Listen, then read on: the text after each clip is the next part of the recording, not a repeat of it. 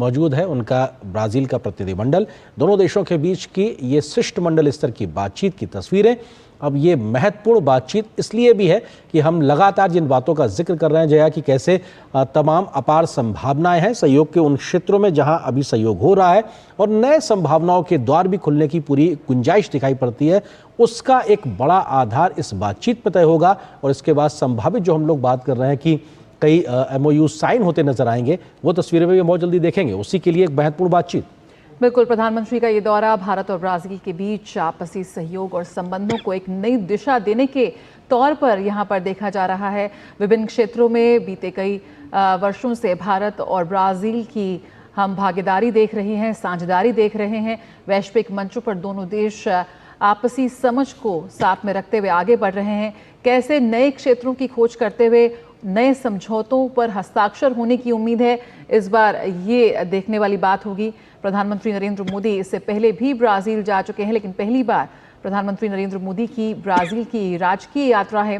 दोनों देशों के जो शीर्ष नेताओं के बीच जो एक तरह की आपसी समझ जो विकसित हुई है, कहीं ना कहीं वो भारत और ब्राजील के रिश्तों को एक नया आयाम दे रही है और यही इसीलिए उम्मीद की जा रही है कि दोनों देशों के बीच अब नए महत्वपूर्ण समझौते होने की उम्मीद है, जिसकी जमीन यहाँ पर इस डेलीगेशन लेवल टॉक्स में तैयार हो रही है। बिल्कुल, द्विपक्षीय मुलाकात शिष्टमंडल स्तर की और निश्चित तौर से ये एक मौका होता है जहां पर दोनों देश एक दूसरे के साथ मिलकर जो आपसी सहयोग के क्षेत्र हैं उन पर भी बात होती है, क्षेत्रीय मसलों को लेकर भी विस्तार से बात होती है। तो ग्लोबल इश्यूज को कैसे हैंडल करना है, उन चुनौतियों से कैसे निपटना है, उसके समाधान पे कैसे आगे बढ़ना है, उस पर भी समझ बेहतर करने का एक मौका होता है। और ऐसे में भारत और ब्राजील न सिर्फ द्विपक्षीय स्तर पर अपने सहयोग को कैसे बढ़ा सकते हैं, साथ ही साथ वैश्विक चुनौतियों के समाधान के लिए भी कैसे मिलकर एक साझा प्रयास कर सकते हैं, वो तमाम बातचीत इस वक्त निश्चित तौर से इन तस्वीरों के माध्यम से झलकती दिखाई पड़ रही है,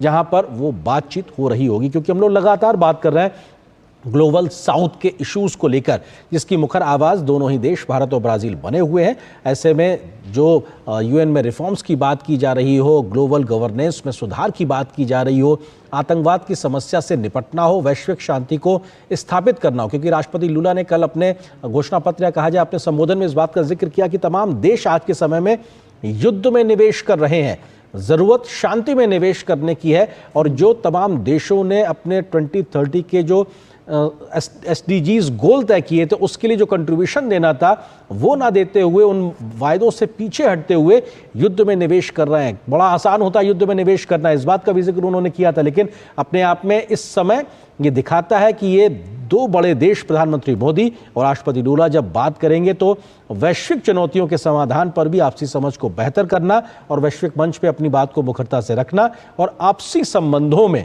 सहयोग हो, व्यापार हो, ट्रेड हो, इन्वेस्टमेंट हो, एनर्जी सिक्योरिटी को लेकर हो, फूड सिक्योरिटी एक बहुत बड़ी समस्या है जो तमाम देशों के लिए अपने आप में चुनौती बना हुआ है। जलवायु परिवर्तन का हम जिक्र कर रहे हैं। इन तमाम विषयों में कैसे आगे बढ़ेंगे, उस दिशा में एक गंभीर ठोस बातचीत हो रही होगी।